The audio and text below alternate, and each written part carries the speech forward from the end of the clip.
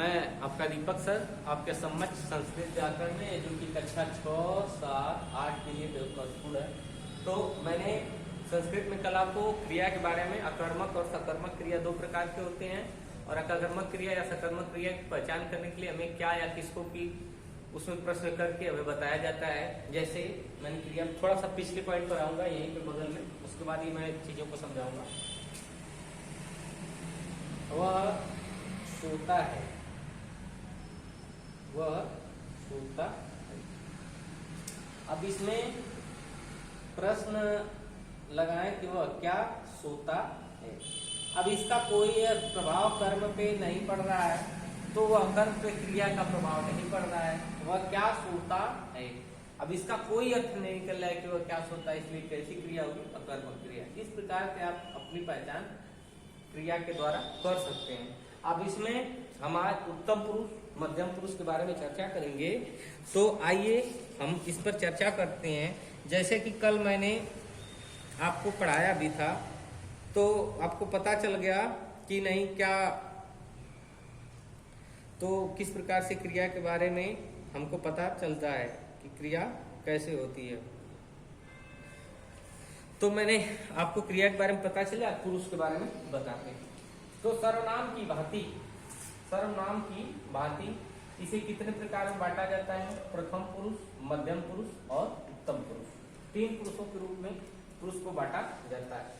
प्रथम पुरुष की विशेषता क्या होती है? जिन क्रियाओं का प्रयोग प्रथम पुरुष कर्ता के रूप में स्व, तो और ते के रूप में आदि के साथ होता है, उसे क्या कहते हैं? प्रथम पुरुष कहते हैं। इसके बाद मध्यम पुरुष, जिन क्रियाओं का प्रयोग मध्यम पुरुष त्वम, युवाम, युवम के साथ होता है, मध्यम पुरुष कहते हैं।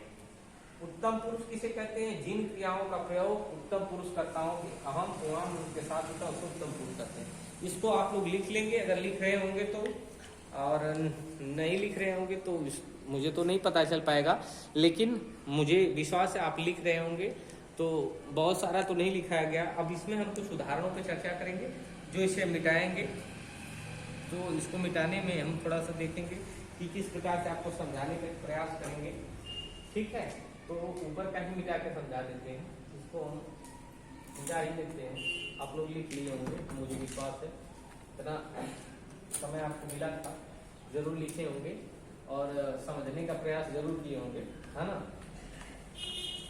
तो आगे हम चलते हैं। आपको सिलेबस के हिसाब से मैं पढ़ाने का प्रयास करता हूँ कि जो भी पढ़ाऊँ आपको सिलेबस के हिसाब से पढ़ाया जाए। इसके बाद प्रथम पुरुष में स हो, एक वचन प्रयोग होगा। तुम माने तुम, उत्तम पुरुष माने मैं, हम दोनों, यानी प्रथम पुरुष जैसे क्या होगा? प्रथम पुरुष में वह जिसके बारे में बातें की जा रही हो, वह क्या हो जाएगा? प्रथम पुरुष।